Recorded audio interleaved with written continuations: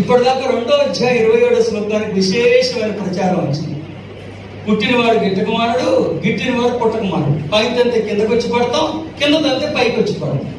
అది అసలు ఆచార్యుల ఉపదేశం కాదు, అది అర్జునుడి అభిప్రాయం. దాని గురించి సమయం వచ్చినప్పుడు వివరంగా మాట్లాడుకుంది. కానీ ప్రతి ఒక్కళ్ళు తెలుసుకుని తీరాల్సింది 2వ అధ్యాయం 20వ శ్లోకం.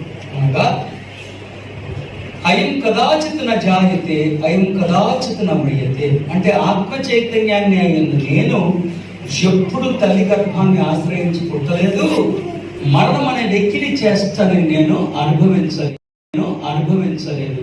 తల్లి గర్భం నుంచి పుడుతున్నది శరీరం, మరణిస్తున్నది కూడా శరీరమే. మరొకసారి చెప్తున్నా, అయం కదాచిత్ న జాయతే. అయం అంటే ఈ అంటే సందర్భోచితంగా ఆత్మ చైతన్యం. అయం కదాచిత్ న జాయతే, అయం కదాచిత్ న మ్రియతే. ఆత్మ చైతన్యాన్ని అయిన నేను ఎప్పుడు తల్లి గర్భాన్ని ఆశ్రయించి పుట్టలేదు, నేను ఎప్పుడు మరణించలేదు. పుడుతున్నది ఎవరు? శరీరము. మరణిస్తున్నది ఎవరు? శరీరము. కాబట్టి నేను ఎవరిని?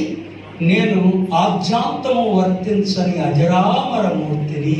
ఆద్యాంతము అంటే ఆది అంతము, వర్తించదు, అజరామర మూర్తిని. జర అంటే ఏంటి? జర జర అంటే వృద్ధాప్యం. తెలియకుండా తెగబాడేస్తుంది అమ్మాయి. జర అంటే ఏంటి? వృద్ధాప్యం. అజర అంటే శాశ్వత యవ్వనం. అమర అంటే మృత్యువు లేని వాడి. కాబట్టి మీ అందరూ ప్రాతస్మరణీయంగా స్మరించాల్సింది అయం కదాచిత్ న జాయతే, అయం కదాచిత్ న మ్రియతే. ఆత్మ చైతన్యాన్ని అయిన నేను ఎప్పుడు తల్లి గర్భాన్ని ఆశ్రయించి సోలిత శుక్లకణాలలో పుట్టలేదు, నేను ఎప్పుడు మరణించలేదు. పుడుతున్నది ఎవరు?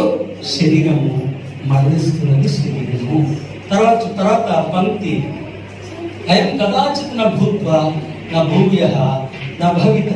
అంటే అర్థం ఏంటి తెలుసా?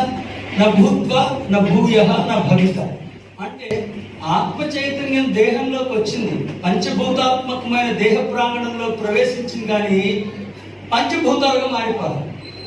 పంచేంద్రియాలకు లొంగట్ల. అంటే భౌతికమైన ప్రపంచంలో ప్రవేశించింది, కానీ భౌతికతని సంతరించుకోవాలి. దేహంలో ప్రవేశించింది, కానీ దేహాన్ని అంటించుకోవాలి. మానవుడిలో ప్రవేశించింది, కానీ మానవుడిగా మారలేదు. నిజంగా ఆత్మ చైతన్యం దేహంగా మారిపోతే మన పంచేంద్రియాలు చూడగలిగేవిగా, పంచభూతాలకు లొంగిపోయేదిగా, నిప్పుతో కాలిపోయేది, నీటితో తడిచిపోయేది.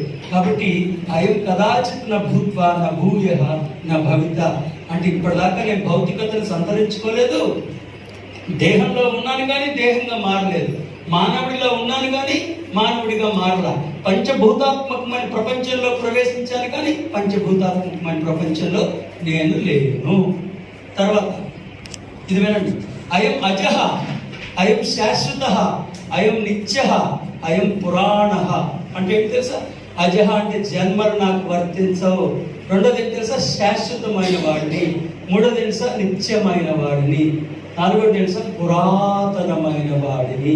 తర్వాత నా హన్యతే, హన్యమానే శరీరే అంటే ఈ శరీరాన్ని ముక్కల కింద నరికేసిన ఆత్మ చైతన్యమైన నాకు కించత్తు హాని కూడా జరగదు. ఈ శరీరాన్ని ముక్కల కింద నరికిన ఆత్మ చైతన్యమైన నాకు కించత్తు కూడా హాని జరగదు. ఇది మీ మీద మీకు ఉండాల్సిన అభిప్రాయం. అందుకని పైకి తంతే కిందకు వచ్చి పడతా, కింద తంతే పైకి వచ్చి పడతా, పుట్టినవాడు గిట్టక మానడు, గిట్టినవాడు పుట్టక మానడు. ఇంకా నీకు మాట ముక్తి లేదా, మోక్షం లేదా?